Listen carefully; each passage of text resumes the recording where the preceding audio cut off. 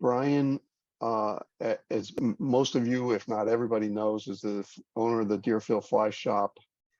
Yeah, if you ever get a chance to talk to him, at the fly shop, you'll probably have to stand in line because he's usually, you know, giving the lowdown or rundown to people either on the phone or in person there.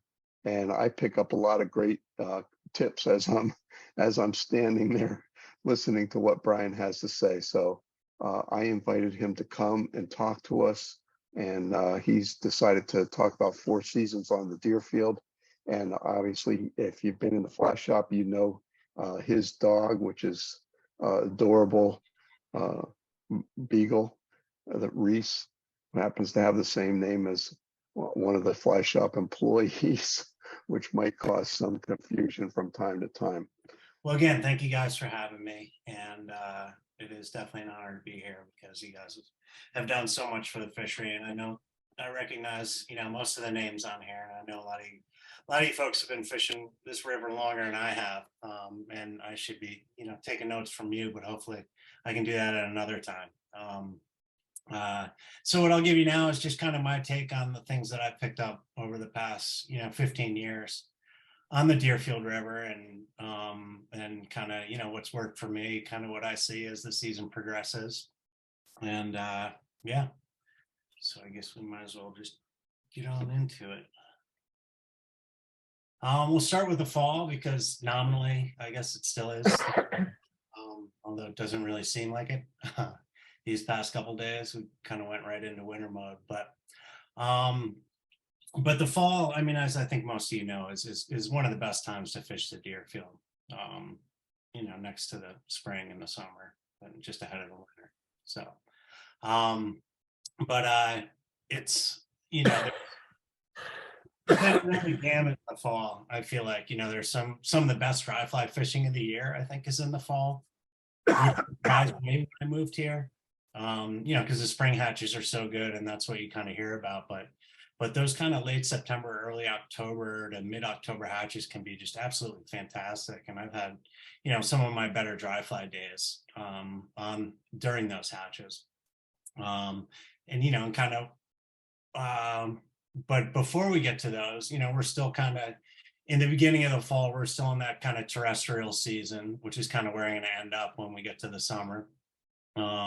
With hoppers and beetles and ants, usually and that I usually find that lasts into October, kind of mid-October. Once we first get those first kind of hard freezes, those terrestrial action starts to slow up. But I know some guys who say that they fish those big chubby Chernobyls all the way into November and do well on them. So just because the hoppers aren't around doesn't mean that the fish won't eat some big hopper looking thing on the surface.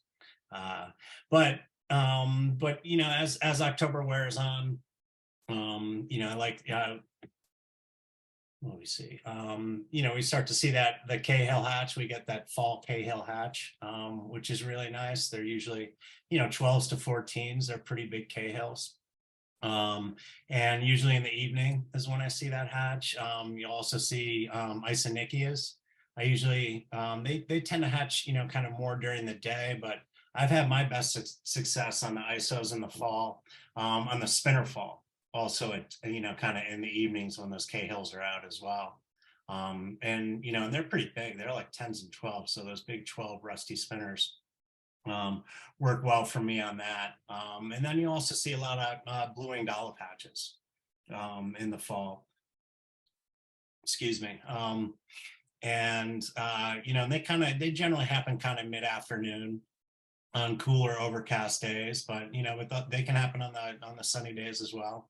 I think Eric, you and I saw a fair amount of blue-winged olives when we were out floating. I think that was a fairly sunny day, right? A couple weeks ago or a week and a half ago. And we didn't see any fish on them. That could be a different story sometimes, but in general, the fish didn't appreciate them like we did. No, exactly. Although that fall fish did. I think I got a nice fall fish on it. I don't know. But that can be the case with dry fly fishing. I'll talk more about that when we get into the spring, especially. But yeah, so those olive hatches can be fantastic, and they can happen really through, that can happen anytime through late November. I haven't been on the river in the past, since that time when I was out with Eric about a week and a half ago. So I haven't been out there since this major sort of freeze cool down has taken over. So I imagine it's kind of shut down that olive hatch. But if it warms up again, I would think that it would come on again. And so it's always worth checking out. And keeping your eye open for. The last thing we see a lot of in the fall obviously are caddis as well. And particularly kind of into October through October, they start to kind of peter out as October wears on and you get into November. And then the kind of the October caddis, I don't know, I didn't see too many of them this year, but I also wasn't out on the water as much as I normally am. But that can be great hatch. I've never actually, those are those big orange or kind of rusty colored caddis that you'll see kicking around. They can be anywhere from like an 8 or a 10 to down to like a 14 or so. I've never actually seen fish. I've never seen like a bona fide hatch of those. I think they may actually hatch at night. But I think that the fish know that they're around. So I'll often prospect with like a big orange caddis or big tan caddis and do very well sort of just prospecting with that one. I'm not seeing any fish rising, and I might drop a small nymph off of that. And, in any time in September and October, that's a good way to just kind of, go out looking for fish in likely spots. But the fall it's about more than just the dry flies. There's lots of nymphing. That handsome fellow on the front of the boat there is reeling in a really nice fish. The other guy, that's Mike Dodonna, the former owner of the Deerfield Fly Shop, netting that fish. That was a couple of years ago on just a miserable, rainy, cold October day. But I will show you the fish on the left there is the fish that Eric had on right there. And that was just an absolute stunner of a fish. The fish on the top right there, that's probably the biggest brown I've ever caught in the Deerfield. And that was also caught on a nymph in November. So obviously they're like big wild browns to be had on nymphs, nymph fishing in the fall time. There's just, I gotta go back here for my notes. I gotta go forward. Yeah, there's just, there's still a ton of bug activity in the water through November. The fish are, there is that dry fly activity, but they're also keen in on nymphs. And I don't know, Tom Rosenbauer says that the fish don't actually, fatten up for the fall, that's kind of a myth. But they do, I think they do fatten up for the spawn, or for the winter, I should say. That's what a lot of people say about, streamer fishing, is that, the browns are all, storing up for the winter. I think it's more for the spawning season that they're trying to put on pounds and, and gain all that protein and energy. Because that, the spawning season can be really taxing on the fish. But what that means for us as anglers is that, they like to put the feedback on in September and October. And that includes nymphing in addition to streamers. Like I said, the Isonychia are around, and I actually like fishing the Isonychia nymphs more so than the dry flies, or at least I seem to do better on them at any rate. And these, the Isonychia nymphs, they swim really well. You can see them sometimes, and they dart all around, and so they're a very active nymph. And so for that reason, I'll often do a bigger kind of soft tackle for them, and I'll swing those soft tackles, and I can do really well with that. And I don't have any particular pattern. I just do a kind of brown body with, kind of some kind of brown or even a partridge soft tackle. And that seems to work pretty well.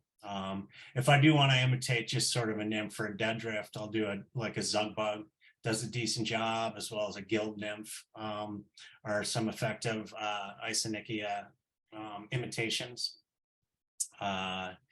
And that's another thing, is that, even when I'm dead drifting those nymphs under an indicator or something, I will swing them at the end of that. And I'll do that, a lot of the time when I'm nymph fishing, with the exception of probably the winter time, because the fish are used to seeing these nymphs swimming around, and so when you can imitate that, it just gives them more reason to go and eat it. I also like to fish hare's ears a lot in the fall. I mean, throughout the year, but in the fall in particular. And I tend to go with bigger ones like 10s and 12s.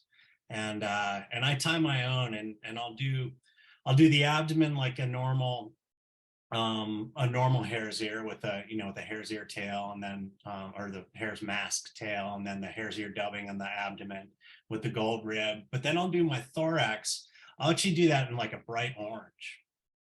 And then I usually top it off with some soft tackle, like a darker, either a brown or an orange soft tackle. And I don't know, what the hell they eat that for. That just kind of came to me at the bench. It's like, oh, they like orange. Why don't I put a little orange on here? And I took it to the stream, and over the years, it's worked really well. And I think it must be something to do with that October caddis, or whatever. They just like to see a spot of orange in the fall. But at any rate, that's a fly that's worked really well for me over the years. And that kind of leads into the caddis pupa. There's still a lot of caddis around, so I mean, it's always having some caddis pupa in there is a good idea. And then this time of year in particular, I do want some larger ones. Normally I'm looking at size 14s and 16s. That's a predominant size of the caddis, down to 18s. But for the pupa, I don't generally go that small. You may have to go small to match like a caddis dry fly, but for the pupa, I think 14s and 16s are generally good. But with the exception of this instance in the fall here, where I think because of those big October caddis around, I like bigger sort of orange and rusty colored caddis pupa work well for me as well. In addition to some big soft tackles that have a lot of orange in them too.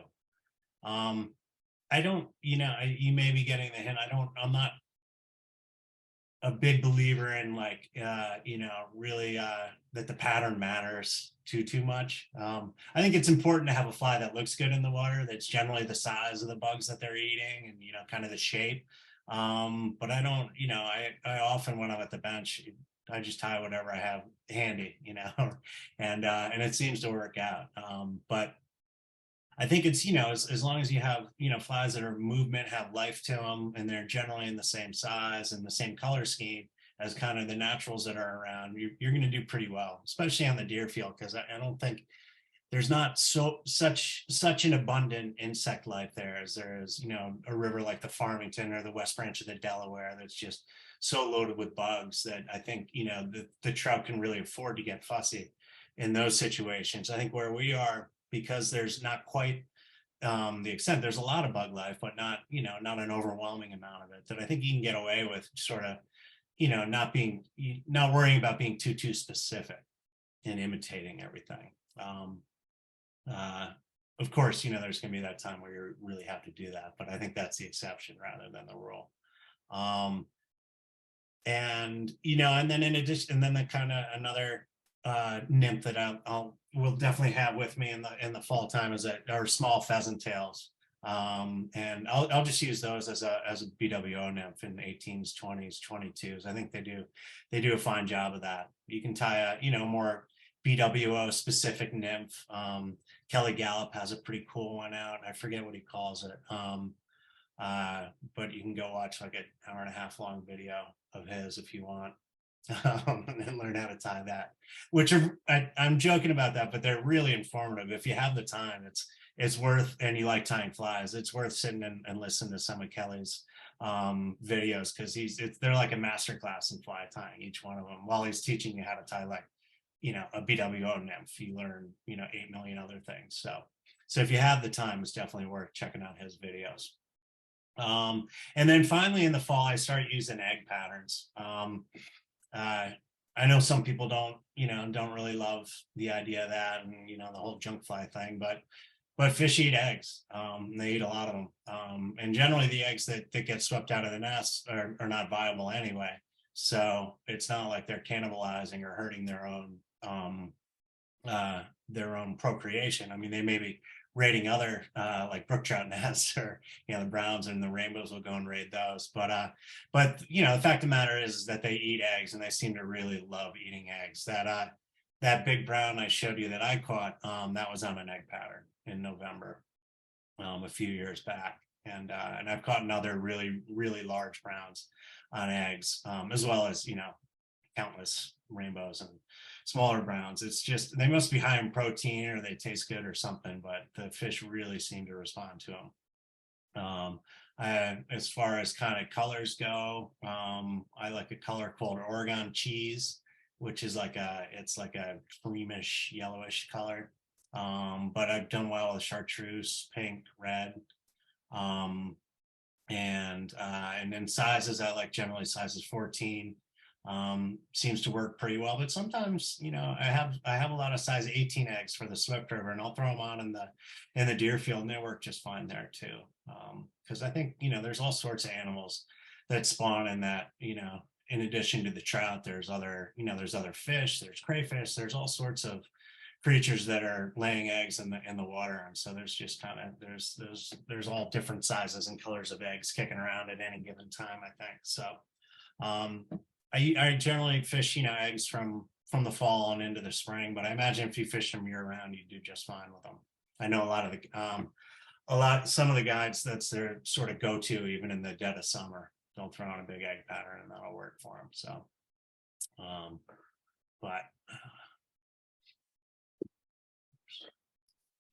I'm not very good with this PowerPoint stuff, so you're gonna have to bear with me as I say oops a lot and try and figure out what I'm doing. But also, if anyone has any questions at all along the way, I'll leave some time at the end too. But feel free to interrupt me if I'm saying something that doesn't make sense to you, or you just have a question about something. For fall streamers, like it says up there, I think anything can work. And that's kind of how I view streamer fishing too, is that it's kind of any pattern at any given time can be the right pattern, and any retrieve and any approach. I've always been a definite just kind of trial and error to figure out kind of what they're going on. I think there's certain standby, like woolly buggers and zonkers kind of work most of the time. But I like tying flies. And so I especially like tying streamers, because I think they're really fun and you can get kind of creative, and they work, and sometimes they catch, really big fish.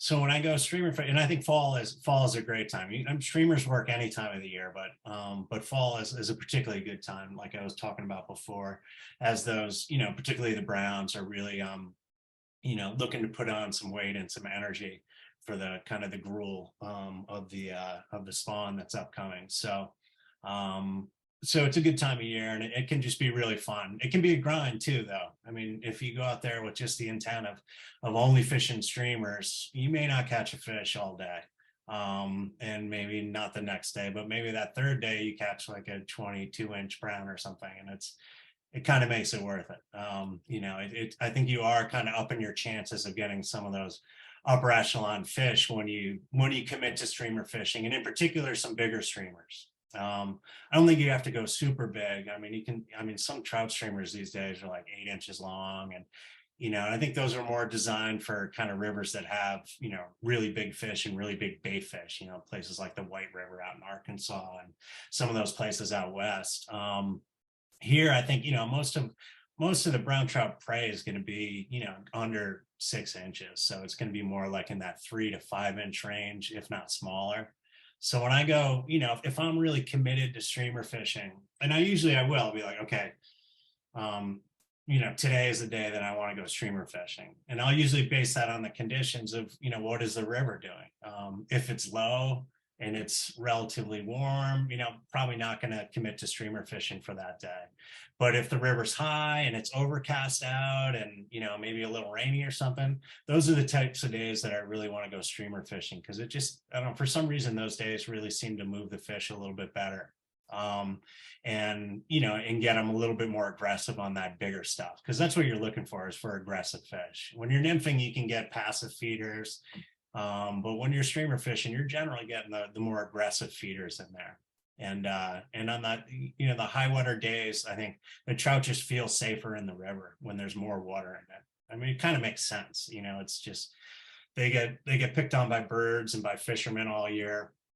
And particularly in a year like this here where we have so much low water, those fish, I have to imagine they're so gun shy by the time the fall runs around, that they get a little water over their head. I think that it gives them that extra sense of confidence and security, so that they'll be more willing to come out of their little eyes and chase down a bigger streamer.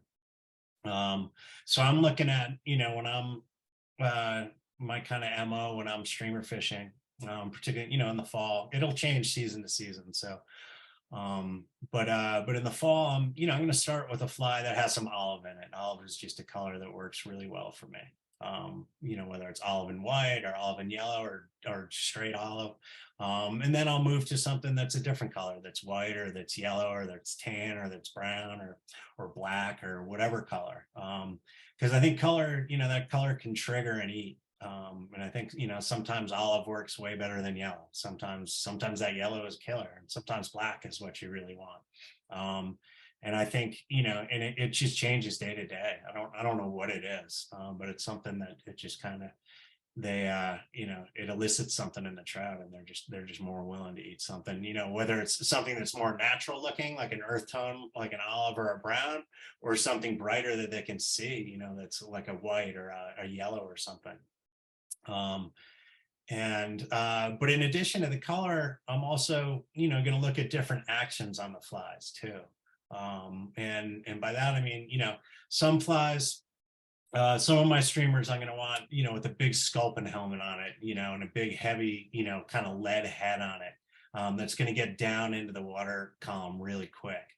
And, it's going to have a jigging action to it. So it's going to go kind of up and down as it's going by the fish, and that jigging motion a lot of times that'll be the key. That's what they're looking for that day.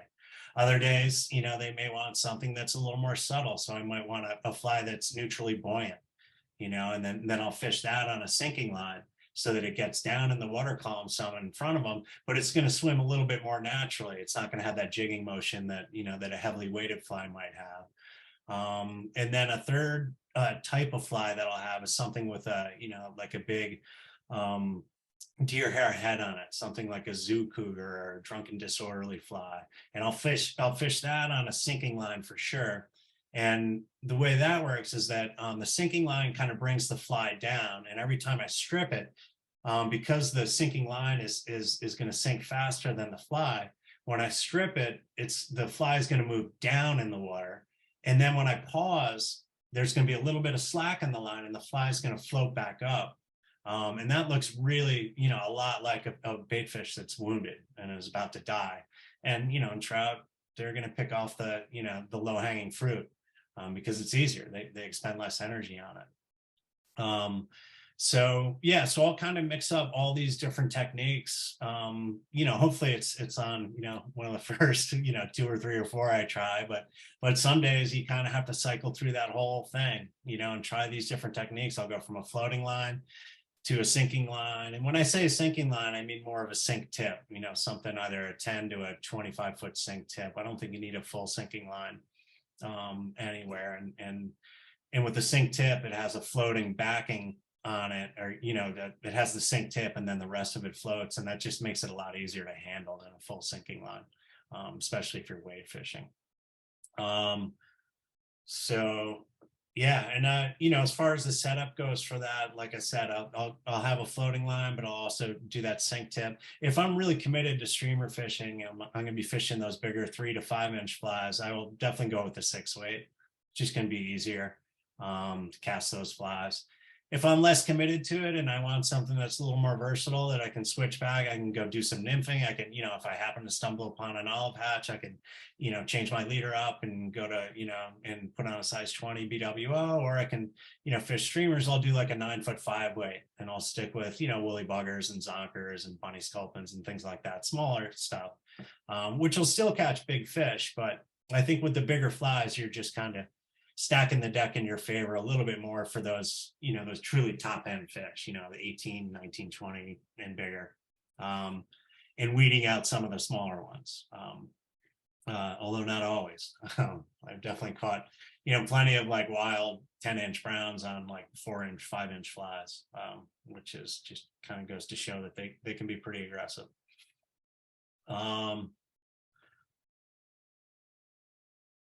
So yeah, so in addition to kind of all those, having the different flies and the different setups, I'll vary my retrieve as well. And I think this is really important when you're streamer fishing.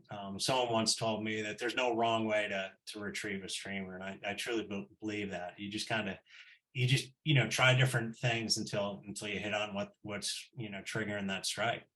So I'll go anywhere from dead drifting it and kind of just sort of trying to keep my line tight on it as it's sort of swinging by me, or swinging it, just casting it across and swinging it, which is sort of like a traditional streamer presentation.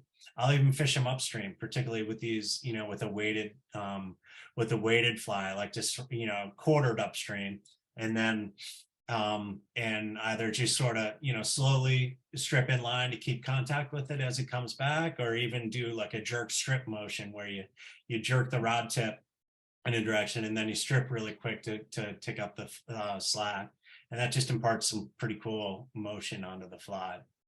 And and that sometimes will be what triggers the strike. But for me, the streamer fishing is all about kind of experimentation and trial and error, and really kind of honing in on what is eliciting those strikes. There's Reese the dog. She doesn't like winter because she's got to wear that little life jacket because it keeps her warm. But that is winter.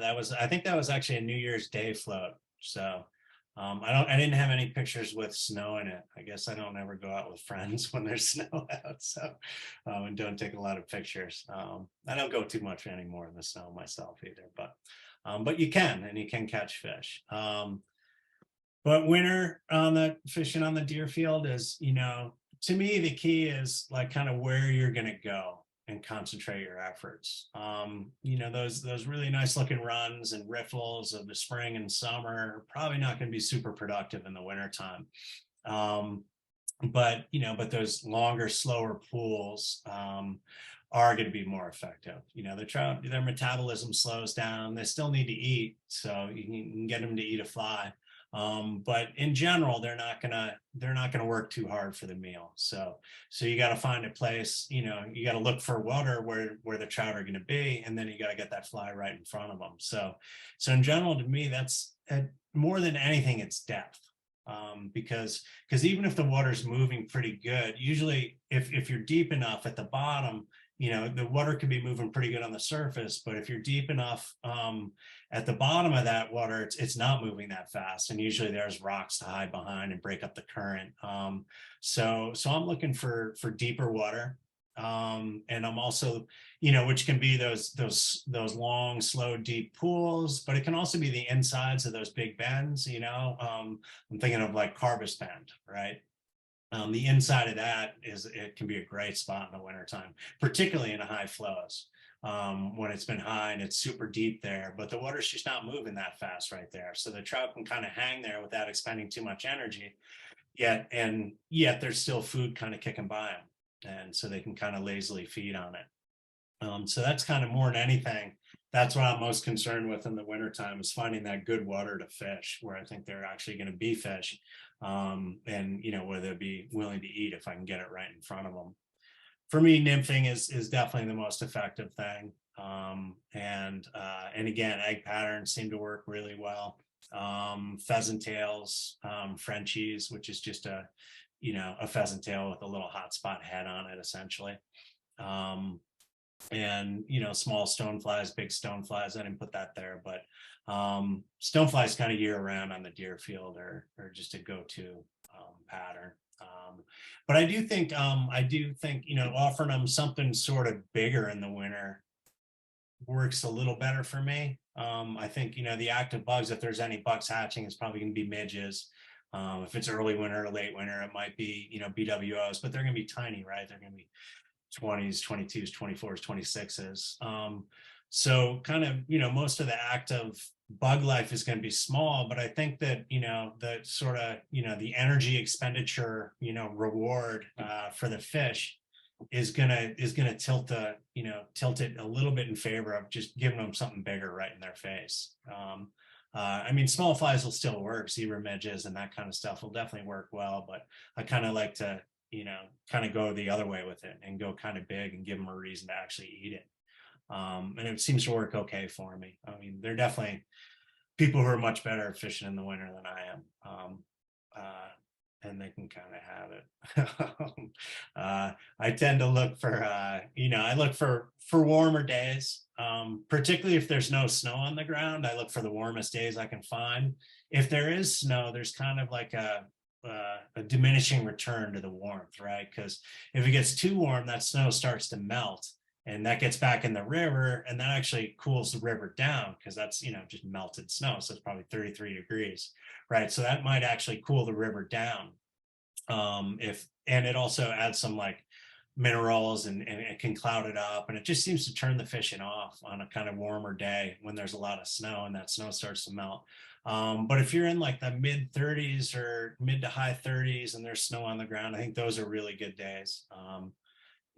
Some people tell me that, even in the teens and in the 20s, they've had good days and I'll kind of let them have those days because my hands get cold way too quick. But if you're up for it, it's certainly, there's fish to be, their fish are eating and their fish to be taken. If you want to go out on those cold days, but I like to concentrate my efforts kind of, like I said, on those kind of mid to high 30s days. And, and I'm fishing the insides of those bends and the bottoms of the pools, and I'm trying to get as deep as I can. And keep that fly moving very slowly. You can fish streamers too. Generally here I'm going to fish the weighted streamers and jig them right off the bottom. And again, it's just trying to keep them moving nice and slow, but not getting hung up on the bottom. Seems to be what works.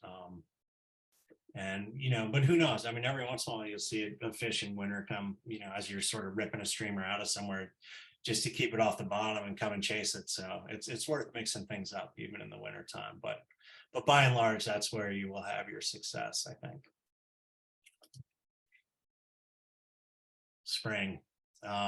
Spring is definitely my favorite time of year on the river. I know some people like fall better, but I love spring because the best part about spring for me is that it starts out a little slow, but it gets better and better and better. And you have like just this huge swath of time where the fishing's going to be really good on the Deerfield. Whereas in the fall, it's kind of like you're at the end of that swath of time. So you might have some good fishing, but it's going to end pretty soon too. But the springtime, to me, there's like kind of two, it's I think about it in two sections, obviously early spring and late spring. And kind of early spring is before the bugs start hatching. And to me, late spring is once the bugs start hatching. And so like in, late March, early April, mostly I'm going to be nymphing or streamer fishing. There may be a few hatches, but there are definitely there are mahoganies, there's some caddis that hatch, or the little black stoneflies, but I've never seen really consistent dry fly action in April or March. I mean, you may see it every once in a while here and there, but it doesn't really seem to kick into gear until a little bit later. So most of the time in the early spring, I'm thinking about nymphing and streamer fishing as well. Pat's rubber legs, again, having the big stonefly is always good to have. And again, just having the big meal for them to eat. But then I also like to have a lot of really smaller stonefly nymphs and like 14s and 16s to imitate those the little black stones and the little brown stones that are hatching around then.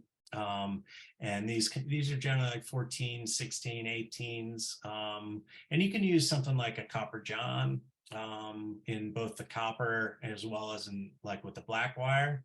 That works pretty well for me, as well as like a hare's ear or even a black pheasant tail in 14s and 16s.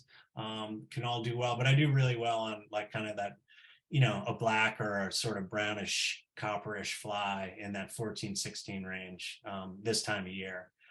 Because of those stonefly nymphs. The fish really key in on those, I think, the smaller stonefly nymphs. But I'm also starting to think about, the hatches to come, the bigger mayfly hatches that are just kind of knocking on the door. And, it's always, good to keep in mind that, even though that, like, say the Hendrickson hatch isn't going to start until late April, those nymphs start to get active usually a few weeks beforehand. So they're moving around and getting kicked up into the flow several weeks before you see any hatching. So it's good to kind of anticipate the hatches that are going on when you in regards to nymphing. So because several weeks before those, Hendricksons and Quill Gordons start hatching, those nymphs are going to be kicking around and the trout are going to be finding them. So I'm looking at, size 12 and 14 pheasant tails. I'm going to fish a lot more of those. Case caddis and that type of thing.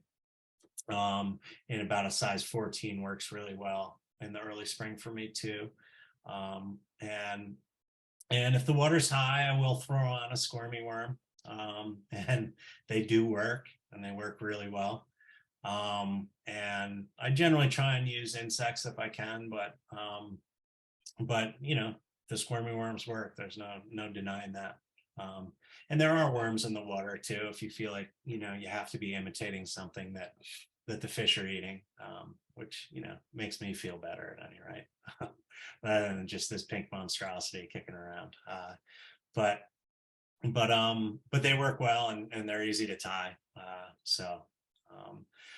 The other thing about kind of April is that I probably use my stream thermometer more in April than I do any other time of the year, because we're at that kind of like change zone for trout. I think, most of you probably know that the trout's, kind of ideal temperature range is probably 50 to 65 degrees. Water temp of 50 to 65 degrees. That's when it's at its most comfortable. Its metabolism is in its highest gear, and and it's just everything's firing for them. And in April, the water's going from probably the 40s up into right in that magic number, that 50 degrees. 50 degrees is also the kind of the key temp where we start to see the kind of the earliest mayfly hatches really start to kick into gear. The Quills, Gordons, and the Hendricksons, they really like to see that water temp hit 50 before they start to hatch. So I'm bringing my stream thermometer to the river with me every day, and I'm checking the temp. And if it's kind of low 40s or even mid 40s, but it looks like the temperature is not really rising, and it may even go down over the course of the day, I'm gonna, probably leave the dry fly box. Of course, I'm gonna bring it with me just in case, but probably not going to expect to use the dry fly box. But I'm going to be, thinking about my nymphs, and if it's on that colder side, I'll be concentrating more on that winter type water, right? The deeper, slower stuff. But if it's 45 and it's rising to 47, 48, 49. Those bugs and those fish are going to get a little bit more active, right? Because we're getting closer to that ideal temperature. So I may start to fish some of those riffles and runs and, in the heads of pools and stuff, places that I might ignore a little bit in the wintertime. Because we're not quite at 50, but we're moving towards that kind of magic number. And if we're at 50 degrees, I'm looking around everywhere to see if any Hendricksons or Quill Gordons are popping, and hopefully, hopefully there'll be some fish on them. But when it does hit 50 degrees, and basically it takes a while. It's not like the first time you see the thermometer hit 50, all of a sudden the Hendricksons are going to start popping. The river has to kind of consistently be in the 50s or above, and then we start to kind of see a lot of Hendricksons. Well, Quill Gordons kind of start first. They're easy to mix up. I don't have a picture of a Quill Gordon, but I do have a Hendrickson on the next page. Here, I'll show it to you real quick. So the one on the left and the top right, the one on the left is a Hendrickson spinner with an egg sac there, and the one on the top right is a Hendrickson dun. The major difference between the Hendrickson dun and the Quill Gordon dun is the three tails. I don't know. You can see that the Hendrickson has three tails. The Quill Gordon has two. I don't think the fish care. I mean, they're not sitting there counting the number of tails on an insect as it's going by. But Quill Gordons are also tend to be a touch smaller. They tend to be 14s and maybe 16s, whereas the Hendricksons are more in a like 12 to 14 range. So for us, I think that's the kind of that's the more important difference is the size, because once they're on the surface, the fish don't care whether it's a Hendrickson or a Quill Gordon. They're gonna, if they're eating stuff off the top, they'll eat it. And you can use the same fly essentially, I think, to imitate either, except I'd go on the smaller side if it looked like they were Quill Gordons, or the bigger side. And you don't have to know the difference. You just say, oh, that one's a little bigger, and get my bigger one out, or that's a little smaller, I get my smaller fly out. So once we hit 50, and that's usually kind of late April in my experience, kind of usually like that last week in April, or maybe that first week in May, obviously depending on the weather. And then we start to see, let me go back to this slide. So as soon as the Quill Gordons come and the Hendricksons come, that marks usually the beginning of what's going to become like some reliable dry fly fishing for the next, several months, actually a couple months. But the Hendrickson hatch itself, and I'm going to talk more about that than the Quill Gordons, because I don't think they overlap a lot. And I think sometimes I'm fishing for, a Quill Gordon hatch when I think I'm fishing a Hendrickson hatch. But like I said, I'm not sure it matters that much to the fish. But when these hatches can be, they can be absolutely prolific. I've been on the water on the Deerfield where it's just like, it's literally carpeted in Hendricksons and not a single fish is rising. It's just like, it's incredibly frustrating. Or you go and there's like a great Hendrickson hatch one day, you come back to the same spot the next day, the conditions seem the same, and there's nothing going on. So it can be early on, it can be spotty, and sometimes it just seems like it takes the fish a while to get really clued into that hatch.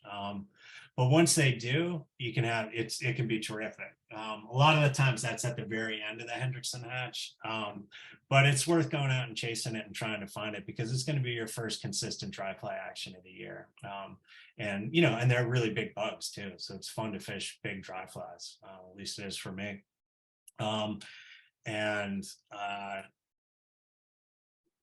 as far as a nymph goes for those flies, I think just a soft tackle pheasant tail is what I use in a size 12.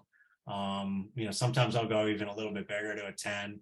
If I think there's, more Quill Gordon thing, I might go down to a 14, but anything like a 10, 12, 14 pheasant tail. And I do like the soft tackles because the Hendrickson nymph, moves with a big undulating motion. So I think that the soft tackle on the pheasant tail just gives it a little bit more movement that the natural has. You can do, more insect specific nymphs if you want. I find that these kind of general patterns seem to work pretty well in the Deerfield. But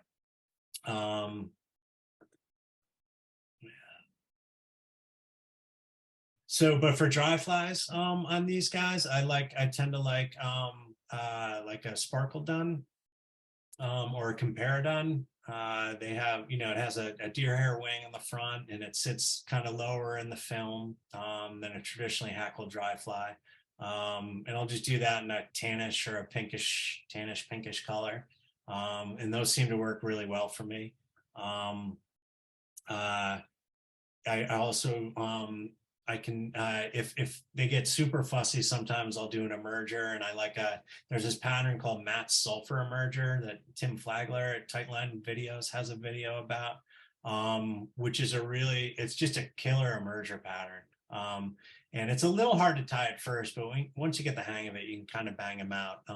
But I just make them a little bit bigger and change them to Hendrickson colors, kind of sort of brownish with like a pink head to it, or thorax to it.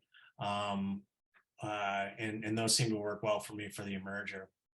But usually the sparkle dun gets it done because it lies low enough in the water column, or in the water film, surface film, that it can look like either a dun or an emerger. That's why I like that pattern a lot. I feel like it kind of imitates a couple different stages of the insect, and I use that for kind of all the mayfly hatches.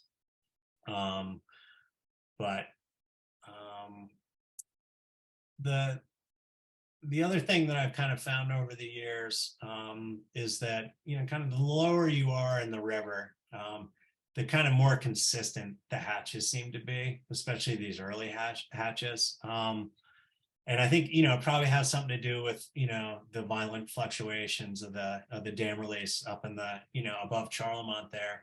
And it's just, it's a little bit mitigated down further. And for whatever, and I think it's just warmer and more full of life. I think that just happens to rivers as they get, kind of lower in the gradient. And there's just more bug life in them. But so I find, a lot, much more consistent action in the Deerfield, Conway, Shelburne Falls areas, in the springtime, especially. But that said, I think that there's, a better chance at some really nice wild browns up above, Charlemont and up above, or even, nice rainbows too. So, so I still go up there a bunch because it's, if you hit it right, they can be fantastic. The Hendrickson hatch up there can be great.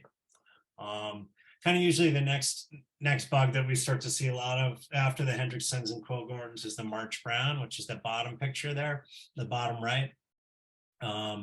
Really cool looking bug. They tend to they show up kind of, I think usually about mid-May is kind of the earliest I generally see them. And they'll stick around through June a lot of years. And they can be pretty big. They can be like a size 10 or 12. But they can get smaller too, down to 14s and 16s.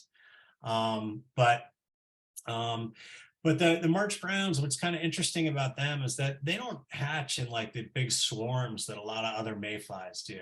They kind of hatch here and there throughout the day, so like that Hendrickson hatch happens at, like 2:00 in the afternoon, most afternoons when it's going to happen, or sometime in the mid-afternoon.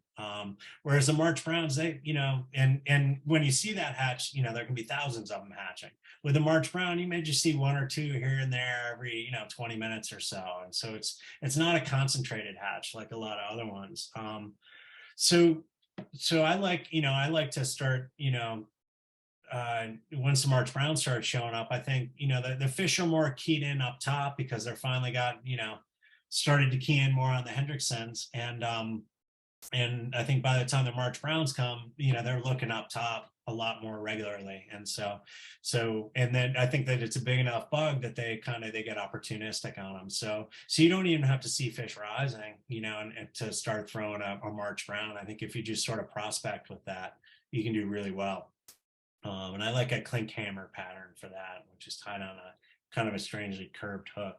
If anyone has questions about these flies, please ask me. I'm happy to talk about that later. But but if you see rising fish too, I mean, it's certainly worth throwing your clink hammer over those guys too.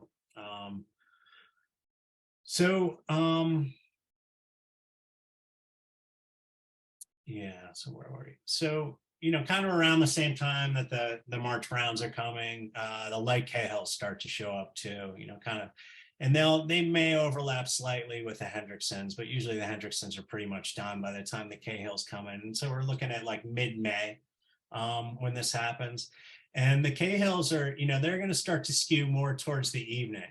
The early hatches tend to be in the kind of mid to late afternoon. And once the Cahills get around, they're going to be more kind of early evening. And then that Cahill hatch can go on, into the summer. And as that hatch drags on, it's going to happen later and later in the day usually. You know, if it's an overcast day or a cooler day, it could happen all day. But in general, when you have a kind of a normal, you know, relatively sunny or partly cloudy day, it's going to be, you know, this is a evening hatch, and then it's going to trend later and later as the spring, you know, wears into summer there. With these Cahills, I really like, again, the sparkle dun clean cameras work for these guys too. And these tend to be also relatively big flies. You know, they're 12s and 14s. And the fish, you know, by now, if the bugs are hatching, the fish are usually on them. You know, so these hatches can be really good.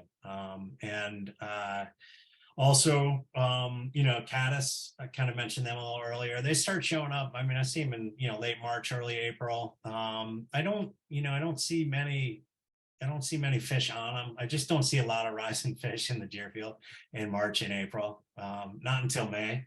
So I don't really kind of key in on the caddis until May kind of kicks around too. But then they start to, you know, get more and more productive, the caddis. And especially as, you know, as those, like once the Cahills start, I feel like the caddis mix in with them a lot in the evenings, and then the sulfurs later. And so it can be, you know, it can be challenging a lot of times, you know, kind of in that late May.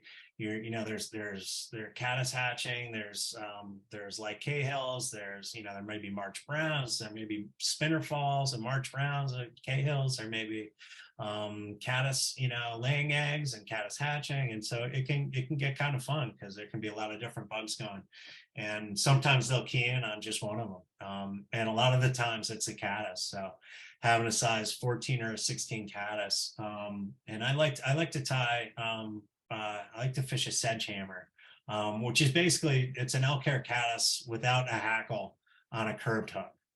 It's just a little bit of elk hair and I kind of a body. I'm happy to talk more about it later, but basically what that does is it's got that caddis wing on it, but it sits a little bit more in the water column, and I just like that. I think flies that sit down into the surface film, just they work better for me than flies that are riding up on top of it. In the places I fish, I guess if you're fishing moving water, then having something like an elk hair caddis where it's riding a little higher can work a little bit better, just because I think it kicks a bigger profile. But by and large, when I'm dry fly fishing, I like the bigger pools and stuff, and you know, because you see the fish rising, and it can be really fun. Yeah, so and also around this time, yellow sallies start to hatch. You start to see them around, and they're kind of a sporadic. You know, they're a stone fly. So when we say hatch, I think we really mean that they're in the egg laying stage, because stonefly nymphs, they crawl out of the water onto rocks, and then the bug hatches, you know, on a rock and on dry land. So it's not, the hatch itself is not available to fish because it happens on, you know, on the earth and not under the water there. But then they come back and they lay their eggs, and that's when the adult becomes available to the trout again. And again, I don't know, stoneflies must also be high in protein or taste good or something, because trout really seem to be keying on them. And I like yellow sallies, and you know, because they're kind of just around, you know, from mid-May to late September, and they're a great prospecting fly. So if you're not seeing a ton of action, throwing on a yellow sally or a small stimulator can draw fish up to the surface. And they're pretty big, you know, they're like 14s and 16s on extended hooks. So translates, you know, more like a size 12 to 10 to 12 bug. So, and also kind of towards the end of May and into June, we start to see much bigger stoneflies laying eggs in the evening too. You know, like big size, you know, 6 and 8 golden stones and black stones, and you know, and this kind of that's when you know that like the surface activity has arrived. And it's these, they're harder to eat, the stoneflies are, because they're kind of fluttering down and laying eggs and then sort of filing off. But trout, sometimes you'll see trout just picking these things off as they come down to lay eggs, and they're pretty aggressive takes, so they're really fun to fish. And I think just once you get in, once they get in the trout's brain, when you throw that invitation to them, they think, oh, that's a big bug, so I'm going to go eat it. So they're fun to fish. And usually I'll fish that, kind of early evening and then into the dark, and then I'll switch over to kind of whatever mayflies hatching at dusk. But it can be really, really fruitful to, around 5 o'clock, 5:30, throw a big stonefly, pattern, a stimulator or chubby Chernobyl. And you can pick up some nice fish before that mayfly hatch starts. And then towards the kind of the very end of May and early June is when we start to see sulfurs. And this is probably our most consistent and longest hatch of the year on the Deerfield. And it's also a really fun one to fish, and it can be very, very prolific. I run into, just in the past couple of years, just absolutely dense hatches and spinner falls of sulfurs that have just been like, mind blowing, which is great because it's, it just means that there's, some better bug life. And in general, I'm seeing these, kind of these bigger hatches kind of lower down, kind of Shelburne Falls and down area. But the sulfur hatch, particularly upriver, can go into August a lot of years, and can be really good. And the sulfurs, they're really, for the most part, they're hatching kind of right at dark, right before dark and into dark. So particularly as it wears on, as we go through, as we get deeper into June, you really, there's some nights where you don't even have to show up to the river until about 8 o'clock, and then, you get in the river, and then half hour later it starts to erupt. And you can fish that right through till 10 o'clock, well past the time where you can see your fly. But I love those hatches too, because it's usually warm, and you're fishing into dark, and you can't even see by the time you get off the water, but you can hear the fish when it's eating your fly. And like I said, it can just be such a prolific hatch that the fish just go nuts on them for that last hour of light and into dark. But generally with the sulfurs, they start out pretty big and a size 14, and then as the summer wears on, they get smaller and smaller, down to 18s and even 20s. What I call sulfurs, and kind of I think we as anglers, fly anglers, call sulfurs, are actually like multiple different species. But I think for our intents and purposes, I think I just call them a sulfur. They're either smaller or bigger. They tend to be yellowish, or some of them have more of an orangish cast to them. So I'll have, kind of a couple different color schemes. I don't think it matters that much. I think size is much more important. So, so if you're fishing your size 14 sulfur comparadon or sparkledon, and that's been working great, and all of a sudden it stops working, sometimes you just might need to shift down to that 16, because the bugs, the naturals, are getting smaller. But another thing that can happen with these that I think a lot of people kind of overlook or may not notice is the spinner fall of the sulfurs. I think it's often can happen in the morning, but it very often happens at the same time as the hatch.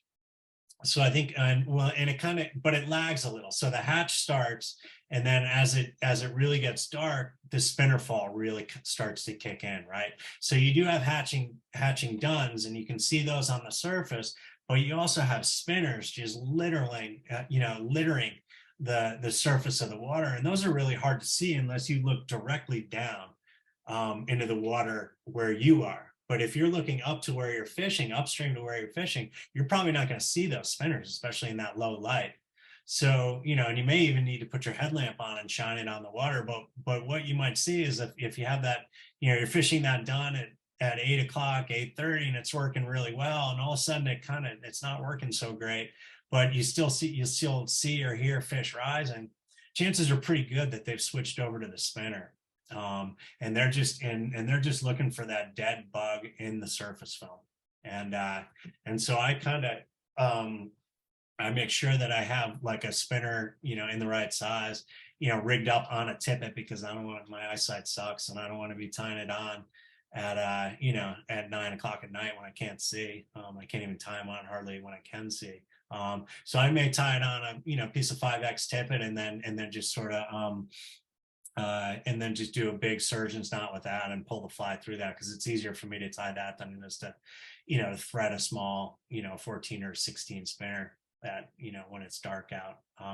But think about that next time you're out there, and stuff sort of slows down. They may very well be onto the spinners. I've had nights there where when I figured it out and switched over to the spinner, I kept catching fish after fish after fish, deep into the dark. And it's super fun. I love fishing at night, especially when it's warm out like that.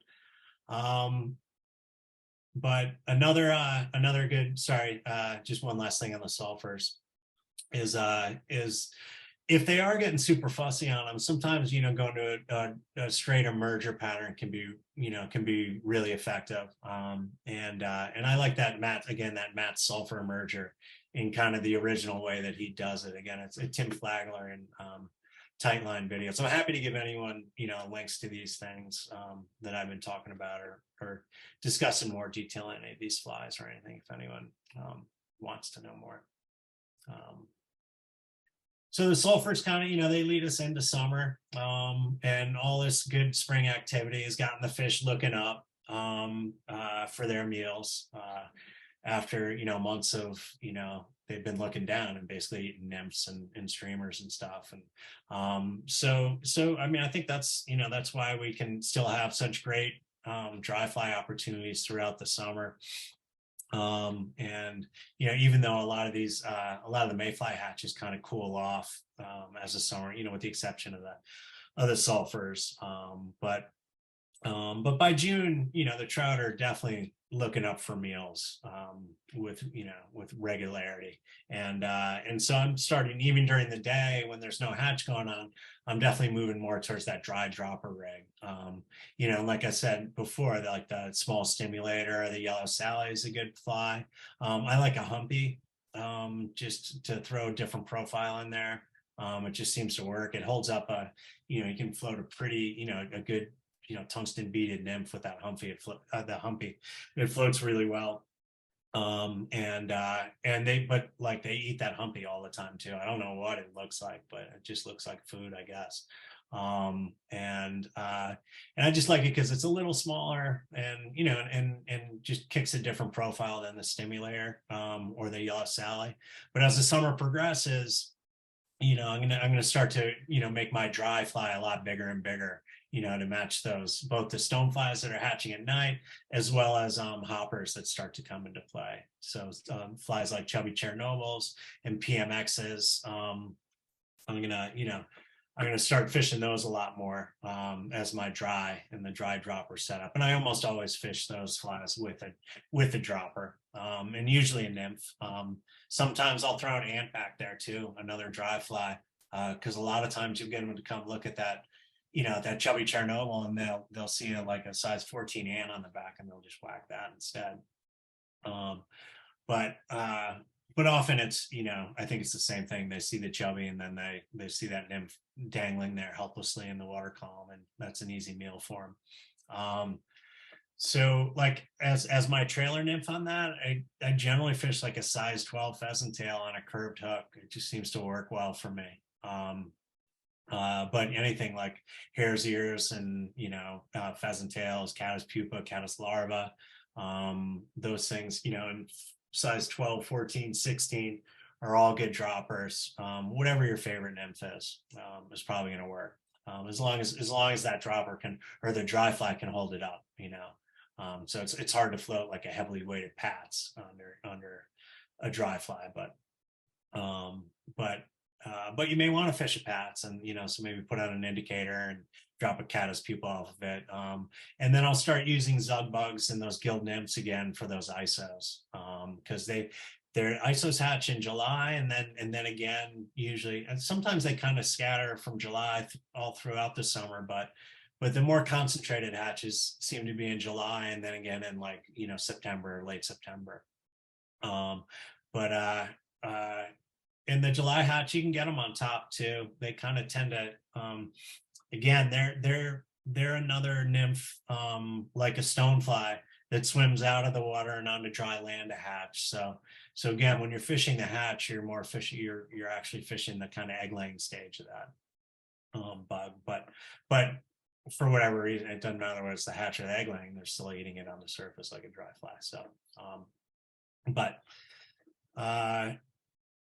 the other thing is, in the summertime, you know, the water is often going to get low and clear, you know, especially this summer, you know, and then 3 summers ago. And it seems drought is our more normal condition these days. I think 2 summers, or last summer, 2 summers ago, I guess, was more an anomaly with that really high water that we had. But in general, it's going to be low and clear in the summer. And when those are the conditions, I will start to size down my nymphs. And, you know, go a size 16, 18, 20s, just something a little more subtle. And I'll use less flash on the nymphs, and I'll also switch. I often fish with an airlock indicator, but I'll move to a yarn indicator when the water gets low, because anything you can do to you know, to not key in, you know, let the fish know that there's something untoward about that bug. You know, anything you can put in your favor is good. And you know, and the yarn indicator and those smaller flies, they just, you know, the yarn indicator, it lands a lot softer and quieter, and doesn't disturb as much, and just kind of looks like, you know, maybe some cottonseed or something on there, versus this, like, you know, styrofoam ball that's, you know, in the water. The other thing about summer for me is, more than any other season, I really look for high water in the summer. I love fishing high water in the summer. So I love fishing the releases. When Fife is releasing, I'll actually, you know, whereas most of the year, you know, probably most of us plan our trips up there whenever they're not releasing, you know, because it's easier to wait. And, you know, I love it when they're releasing up there in the summertime, and I think it fishes better. They just, you know, like I was saying before with the higher water, fish just seem more comfortable in the higher water, and when they're more comfortable, they eat a little more aggressively.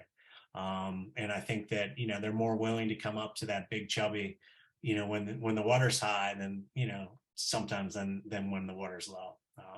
And I'll fish bigger nymphs, and then I'll also do some streamer fishing. And yeah, and don't forget about streamer fishing in the summertime, because it can be really good, especially in the early mornings and the late evenings. I think, you know, a lot of us just sort of forget about it, but I spent one summer just, you know, largely fishing streamers and kind of bigger streamers, and did very well in the evenings and the early mornings. So something to, you know, something to think about, mix things up. And oh yeah, those are 2 nice summer browns there. The first is a nice small, you know, probably 10-inch wild brown trout with just beautiful colors. That probably, I think, ate a chubby Chernobyl in the middle of summer, you know, probably low water, high sun. So kind of all the conditions you would think wouldn't work. The lower one is actually, I can't really tell in that picture, but that was a big fish. That was like 20 inches almost, but that was a stock fish. But I got that in the middle of July too, on a big chubby. So just figured I'd end up with a kind of list of flies that I definitely want to have in my fly box. And the picture is how my nymph box looks in the beginning of the season, but not at all how it looks in the end of the season. But as far as the flies I want, I'm going to cheat a little bit, because it's a dozen patterns, but I'm going to want a lot of these flies in like different colors and sizes. So, but pheasant tails, I think, are just a staple. I catch, I kept a log for about 5 years of all my fishing, and I tallied it up once, and I think more than 50% of the fish I caught were on a pheasant tail. and I think like the vast majority of those were a size 12 pheasant tail. So just a fly that works year round on the Deerfield and many other places. But I like to, I predominantly fish them in 10s, 12s, 14s. But I'll have them down to a 22 for, for those olives and for those smaller mayflies. It's just a great mayfly imitation. And I do like to, I generally tie them on a jig hook with a soft tackle, especially the bigger ones. The smaller ones, I kind of just tie the standard way. And then hare's ears are another staple for me. They're, in sizes 10 to 16. I'll tie them in black. I'll tie them in the traditional colors. I'll tie them in like a yellowish, goldish color. I'll tie them in the, like I said, the bottom of that picture is that orange headed, or orange thoraxed, hare's ear I was talking about earlier that works really well for me in the fall. So I'll tie them in all sorts of different color schemes, and they all can work pretty well. And again, sizes 10 to about a 16 seem to be what I fish most on the hare's ears. Pat's rubber legs are another great fly, staple to have, sizes 6, 8, 10, somewhere around there. I weight my Pats really heavily because stoneflies, they kick around on the bottom of the water. They're not really swimmers. They're on the bottom of the river, and they crawl out of the water. They don't swim to the surface. So generally I want to fish those as close to the bottom as I can. And so I like to weight those really heavily. I'll put a tungsten bead and extra weight on it, just to make sure that gets down nice and quick. And then, like I mentioned before, egg patterns, particularly October to kind of March, are a staple for me for sure. And then sparkle duns is sort of my go-to mayfly imitation. Basically any mayfly we have, I'll tie a sparkle dun to match the size and the color, and do pretty well with it. The clink hammer would be the other dry fly, mayfly that I'll do in different sizes and colors to match our various hatches. And again, if anyone's interested, I can, tell you what those specific colors are and sizes are. Rusty spinners, you got to have spinners. Like I was saying before, like sometimes the fish just really key in on them. And a rusty spinner is a good go-to for pretty much any mayfly. So having those from the size 12 to a 22 will cover pretty much every mayfly hatch. I do like to have some lighter colored ones for the Cahills and the sulfurs, but I don't know if it matters. Makes me feel better, so I do it. And then soft tackles, again, this is kind of a big category, so kind of cheating on the fly thing. But yeah, just a lot of different colors and sizes, from browns and olives and to oranges and tans, and I'll do them with a peacock curl body, I'll do them with pheasant tail body, and generally my soft tackle I'll use partridge, or I'll use like an India hen. And yeah, soft tackles are just super effective, and you can swing them, but you can also dead drift them. They work super well on a dead drift. Any fly that has life to it, to me, is a good fly, and the soft tackle has a ton of life to it. Sedge hammers, as I mentioned before, are my go-to for most of the caddis hatches. And basically I just do these in tans and olives, and maybe something a little sparkly, kind of like a pearl, flash-a-boo wrap. It just for some reason that kind of like that sheen imitates the kind of the sparkle off of a caddis really well. Chubby Chernobyls are kind of my go-to for that hopper / stonefly imitation. I do like the foam for those patterns rather than something like a simulator, mostly because it casts a little bit less delicately, so it actually hits the water with a bit of a plop, and I think that's a good thing when you're fishing stoneflies and hoppers, because I think it kind of gets the fish's attention and more mimics the natural, because it's the stoneflies are sort of smacking down to drop their eggs, or the hoppers falling out of a tree. So they kind of hit the water with a bit of a slat, and I think the stimulator can just land a little too softly. I mean, it still works, but I just like the chubby for that. And then ants, I think you got to have ants on the Deerfield or kind of any river in New England. They're just, it's just in the summertime, they're just going to work, basically, and more than the summer, but especially the summer and into the fall. And woolly buggers is, if you have one streamer, that's what you should have. And I just had one more slide of just some other effective flies. And I'll just go through this super quick because I'm sure everyone's sick of hearing me talking. Copper Johns in 12 to 18 are great. Zug bugs in a 10 to a 12. Gilt nymphs, which I can explain if people have questions about that. Red squirrel nymphs are another good nymph that I like a lot. Sparkle pupa is a great caddis pupa imitation. You can fish that on the bottom, or you can fish that just under the surface, and it works equally well in both places. Cased caddis patterns are good. There's a wire, Tom Rosenbauer has a wire pattern that I like a lot. I can, if anyone wants to know what that is, I'm happy to look it up and tell them. I can't recall off the top of my head. Squirmies and mops are good to have, mop flies. Parachute, my other sort of staple mayfly pattern, sort of platform would be the parachute, parachute Adams, BWO, hare's ear. I mean, you just change the color and you pretty much change the color and size, and you mimic any mayfly with it. And usuals are another great fly. They sit lower in the water surface or in the surface film and look good and buggy, and fish eat them. Beetles are another great terrestrial that you should have. They can work real well particularly in the summer. Again, humpies that I mentioned, yellow sallies, PMX, which is a stonefly pattern, but I think the fish will take that as a hopper as well. X caddis is just another kind of caddis. It's essentially just like that sedge hammer, except it's tied on a straight hook, and it has an antron tail like a sparkle does, so it looks more like an emerging caddis. And zonkers are another good small streamer to have. Slump busters, which is just kind of a zonker with a different name, a little bit different, I guess. Bank robbers are another good sort of smaller pattern, but big. I mean, that's probably a 2.5 inch pattern. And then bunny sculpins is just a nice sculpin pattern.